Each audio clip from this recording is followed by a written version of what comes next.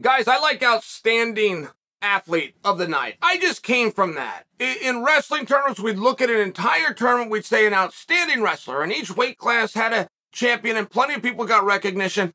I just personally like that because oftentimes it doesn't go to somebody who won. Now, I will tell you, as a critic, I will always try, I'm a human being, but I'll try to call it straight.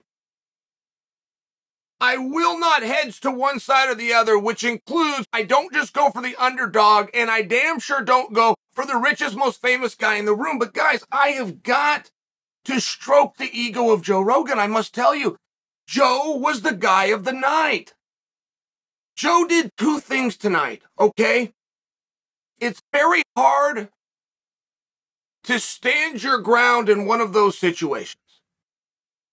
Truly, if you're a human being and you're a regular human being, even that people like, if you were in there on worldwide TV with one of the baddest dudes in the world, really, think of yourself, if you were in there with somebody that you knew for sure can break bad, I'm in the playground where they break bad all night long, I'm well aware of what adrenaline is, and I could be hedging, pissing this guy off. It really is real.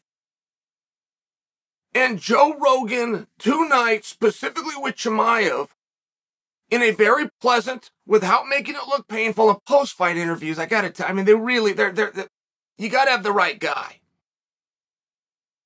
He also pressed him like a defense attorney, like a prosecutor. He really did. Chimaev says, I don't care about weight. It's a great answer by Chimaev. He had it pocketed. He knew what was coming. I don't care about weight. I didn't come here for the scales. I came here for you. It was great. Said everything that he was ready to say. And Joe says, Khamzat, if this were a title fight and you shut up over weight, it is no longer for a championship. Weight matters. It was a very big deal that Joe called out because Chimaev almost got away with it. He was screaming, he was yelling, he was intense, the crowd's booing, he does not care. Everything was great. He proved that he's going to be the bad guy. He has been trying for you guys to be the bad guy. You guys took him the wrong direction. You guys love him. You guys are putting him over. You guys are cheering for him. He has done everything to get you to boo from the day he's got here. From day number 2. On day number 1, he was Khabib 2.0. You all love Khabib. On day number 2, he was challenging Khabib, and he did away with the moniker. He's threatening, not yet, he's threatened to break your arms. You guys are still cheering for him. He's opening third fight. I'm going back to the Gilbert Burns. He's opening third fight of the night. We've got a world title fight in the form of the greatest fighter alive in Volkanovski. You're cheering the loudest, and you bought the most tickets for Chimaev. He's going crazy. He doesn't know what you're doing. So now he's got to start breaking rules. Right? I mean, the heel and the baby face is one of the oldest stories ever. In Hollywood, you got a guy with a pen and an eraser on the back of it. He can go ahead and write that in.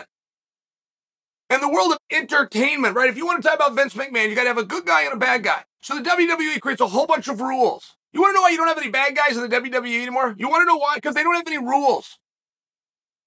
A bad guy can only do a couple of things to let you, the audience, know what side of the pool he's on. And the greatest thing is to take a rule and break it. WWE used to have all sorts of rules. They wouldn't start a wrestling match until they checked your knee pad. And the bad guys turn away, won't let you check your knee pad. Then they gotta feel your boot up and down. The bad guy's taken away, he won't show you your boot because you gotta make it believe something's in it. You can't throw a guy over the top rope in the 80s. So when the referee's looking away, the bad guy pitches him over the top rope. No, the audience knows what side he's on. Chimaev has no choice but to go out and start street stuff. He's got no choice. He's trying to tell you a story that you were rejecting. And no matter how many of you want to tell me, Chael, you're close but not literal. If Chimaev himself wants to come out and tell me I'm close and not literal, believe me, as I stand aside and tell you there's a new bad guy in town, it hurts me, but it's the truth.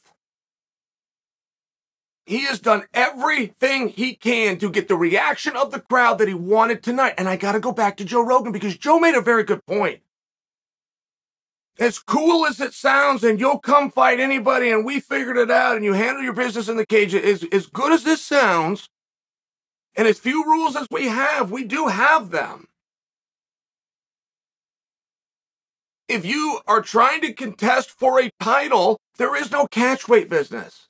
It's not gonna, it was a really good job by Joe, and Joe pinned him down, and you saw Chimaev catch himself. He never thought in this interview I'm gonna have to think. He thought I'm gonna come out here, I'm gonna shout, and I'm gonna show you all that I don't apologize to anybody. Chimaev did everything right. Joe Rogan was awesome. And he pinned him down. And the answer matters. And in all fairness, I'm not clear. I'm not clear if we got a catchweighter here. I'm not clear if we got a welterweight that showed up out of the limit. And I'm not clear if Adesanya and Pereira might have just found the top contender. There has been nobody in history who has missed weight and gone into a title fight, no matter how good they are. Now, there's a first time for everything. And you got a real easy story to tell that a top guy that's completely undefeated, that's disposing of everybody quickly, missed weight because he's moving up.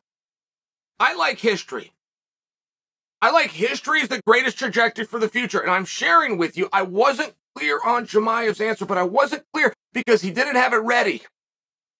And Joe Rogan pinned him down, and it was a great spot of the night.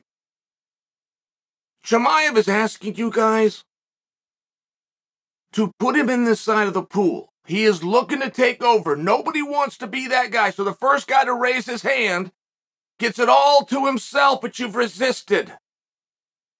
You've resisted to the point things are happening off camera. Screaming's happening in a cage. You got rules. The bad guy comes in and breaks them. He's telling you where he wants to be. Let the bad guy come through.